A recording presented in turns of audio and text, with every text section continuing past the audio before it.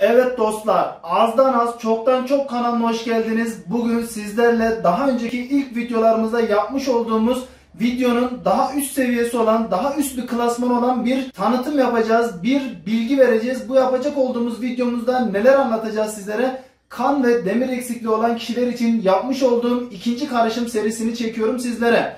Bu tarifi daha önce kullanıp olumlu sonuçlar elde eden kişilerden aldım. Bu tarifi veren kişilerin olumlu sonuçlar aldığını bize bildirdiler. Biz de bunun neticesinde etrafımızda yer alan kan eksikliği ciddi manada olan kişilere yapmak için yapmış olduğumuz karışımı sizlere de göstermek, sizlere de anlatmak, sizlere de sunmak adına bu videoyu çekiyoruz. Şimdi burada elbette şunu öncelikle söylemek istiyorum. Kesinlikle doktorlarınıza danışmadan bu karışımı kullanmayın. Veyahut da bizim bu karışımı kullanmamızdaki amacı sizlere anlatacak olursak, biz bu karışımı doktorumuzdaki kullanmamız gereken ilaçlarımızı aldık. Bunu yan takviye olarak kullanıyoruz. Yani hem ilacımızı kullanıyoruz hem de yanında takviye olarak kendimizin yapmış olduğu, içerisindeki birebir kendimizin bilmiş olduğu malzemelerle elde etmiş olduğumuz karışımı sizlere anlatacağız.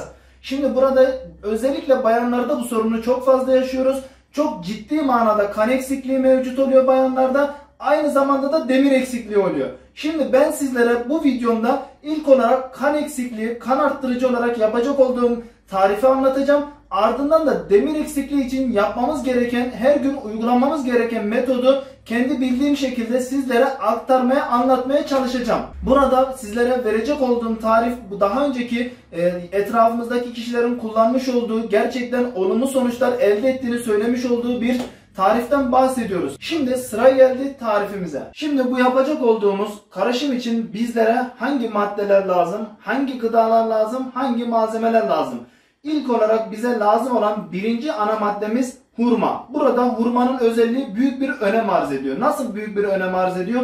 Hurmamızın kesinlikle olabildiğince kaliteli Medine hurması olması gerekiyor. Buna dikkat edelim. Yani şu normalde satılan daha düşük fiyatlardaki hurmalardan ziyade Medine hurması olacak ve olabildiğince en kaliteli olmasına özen gösterelim. Bize bu tarifimizde 1 kilogram kaliteli Medine hurması lazım. 1 litre ev yapımı olan, kesinlikle bakın bunlara özen göstermemiz gerekiyor. İstediğimiz sonucu alabilmemiz için 1 litre ev yapımını bildiğimiz, etrafımızda kendisinin yapmış olduğu üzüm pekmezi lazım.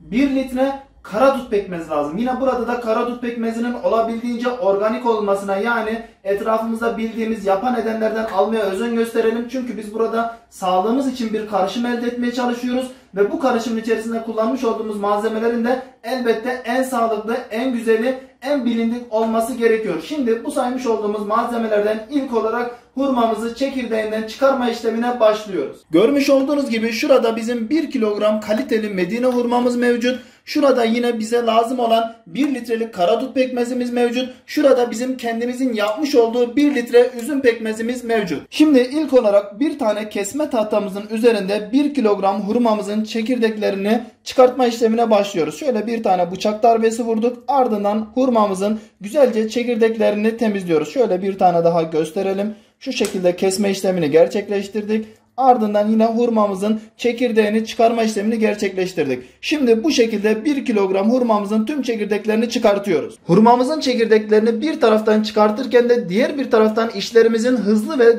kolay bir şekilde ilerlemesi için bir adet tenceremizin içerisine, tenceremizin ortasına kadar güzelce suyla doldurup altını açalım. Suyumuz kaynamaya başlasın. Bunu niçin yapıyoruz? Burada bir benmari usulü eritme işlemi gerçekleştireceğiz. Onun için bu işlemi yapıyoruz. Yan tarafta suyumuz kaynarken biz de hurmalarımızı çekirdeklerinden çıkarmaya başlayalım. Hurmalarımızı güzelce çekirdeğinden çıkarma işlemini gerçekleştirdik. Şimdi yan tarafta koymuş olduğumuz tenceremizin suyu da kaynamaya başladı. Şöyle göstereyim sizlere. Bakın tenceremizin içerisindeki suyumuz kaynadı. Üstüne demir kevgir dediğimiz, bir diğer adıyla da süzgecimiz, makarna süzgecimizi güzelce yerleştirdik. Ve ardından süzgecimizin üzerine görmüş olduğunuz gibi ayıklamış olduğumuz hurmalarımızı güzelce koyuyoruz.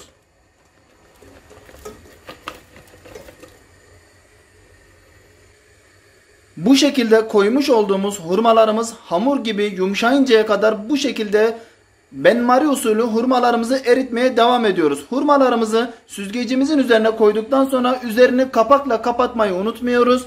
Üzerini güzelce kapak ile kapatacağız. Benmari usulü bu şekilde hamur gibi yumuşayıncaya kadar hurmalarımızı yumuşatma işlemine devam ediyoruz. 15 dakika boyunca benmari usulü eritme işlemini uyguladık. Hurmalarımız yumuşacık hale geldi. Hamur kıvamına geldi. Şimdi tenceremizin altını kapatacağız. Diğer yapmamız gereken karışımlarımızı yapmaya başlıyoruz. Hurmamızı hamur kıvamına gelinceye kadar erittikten sonra bir tane ölçme kabımızın içerisine ilk olarak 1 litre karadut pekmezimizi alıyoruz.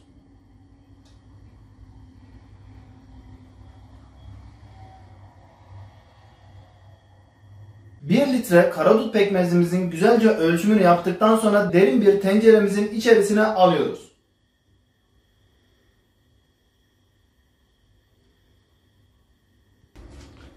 Karadut pekmezimizi koyduktan sonra yine ölçü kabımızın içerisine 1 litre üzüm pekmezimizi koyuyoruz.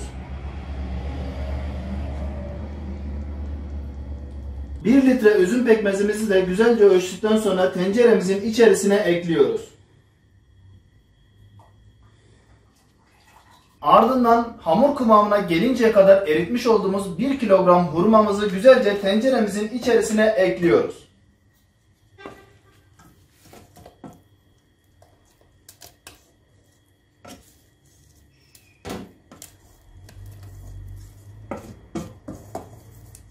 Hurmamızı ekledikten sonra blender yardımıyla güzelce homojen bir hale gelinceye kadar bu iki pekmez karışımı ve hurmamızı güzelce çekiyoruz.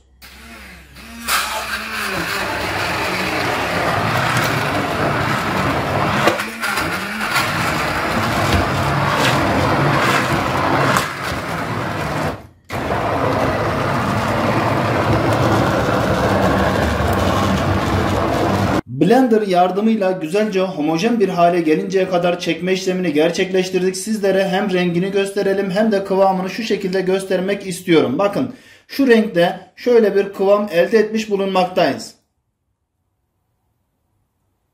Blender'dan çekme işlemini tamamladıktan sonra tenceremizi ocağımızın üzerine alacağız. Orta gözlü ocağımızı orta ateşte açma işlemini gerçekleştireceğiz.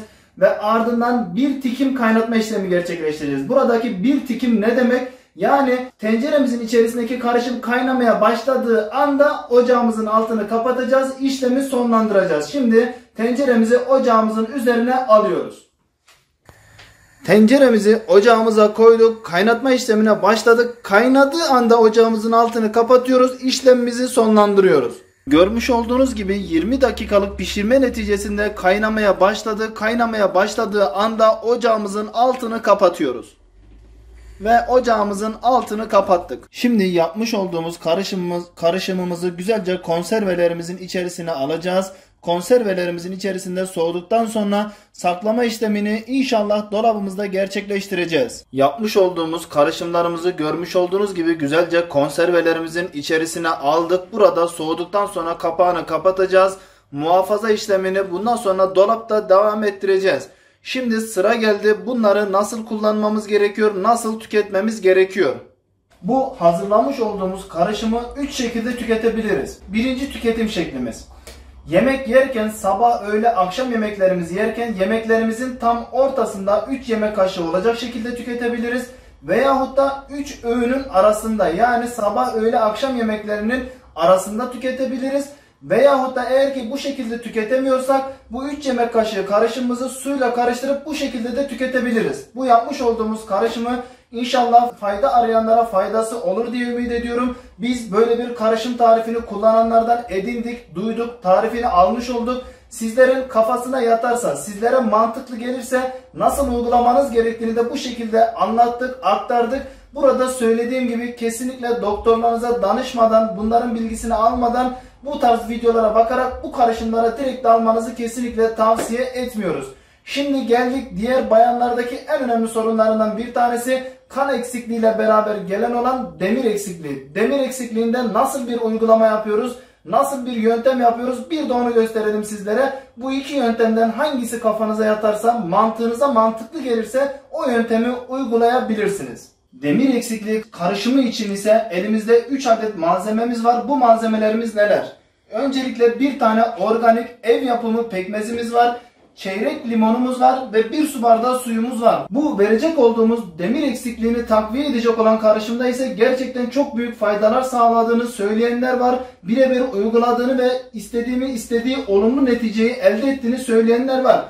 Şimdi ilk olarak 1 su bardağı bardağımızın içerisine suyumuzu ekliyoruz.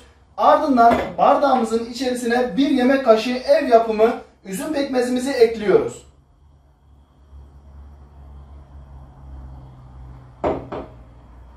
Bir yemek kaşığı üzüm pekmezimizi ekledikten sonra çeyrek limonun suyunu ekliyoruz bardağımızın içerisine.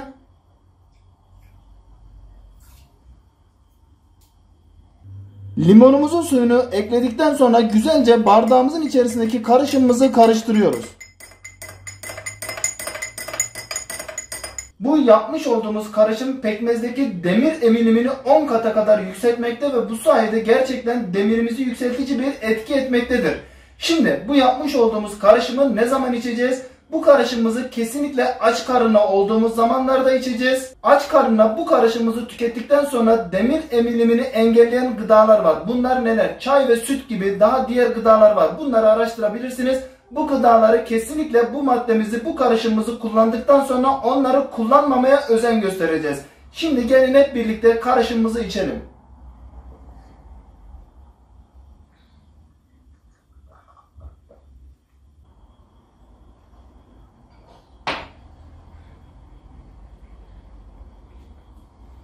Tadı gayet güzel. Herhangi bir kötü diyeceğimiz bir durum yok. Gerçekten demir eksikliği olanlar da bunu doktoruna danışarak uygun görürse doktoru uygulayabilirler, kullanabilirler. İnşallah faydasını göreceklerdir diye düşünüyorum.